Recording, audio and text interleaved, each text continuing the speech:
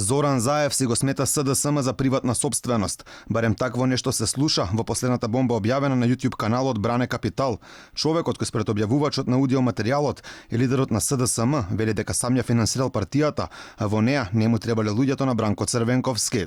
Јас го презедов СДС и јас го финансирам сам СДС. Не ми треба Бранко ни луѓето на Бранко. Го терам сам да заврши 1 милион на Бранко целосно во СДС. Како ќе заврши? Како? Он нема никакво влијание во СДСМ. Он нема влијание во СДСМ? Бранко. Зоки, многу го подценуваш човекот. За разлика од ваквиот став, Заев кога дојде на чело на СДСМ, најавуваше дека во партијата ќе има место за сите, без разлика дали биле во претходното раководство на партијата или не. Доказ дека Заев го исполнил она што го зборува во бомбата е што повеќе во СДСМ не се активни видни ликови од минатото, најмногу од она така наречено скопско крило, како Зоран Јовановски, Емилијан Станковиќ, Гордан Георгиев, Андреј Петров и многу други. Во другата аудиобомба за која објавувачот тврди дека се слуша гласот на Заев, лидерот на СДСМ се фали колку бил финансиски моќан.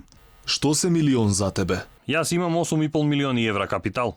Пред неколку дена Зоран Заев тврдеше дека не знел ниту да напише милионски суми, но после денешнава бомба сигурно е дека знае како да ги изговори. Овие 4 милиона, 6 милиона, 8 милиона, јас, вие, веројатно и голем дел од граѓаните да знаеме да ги напишеме.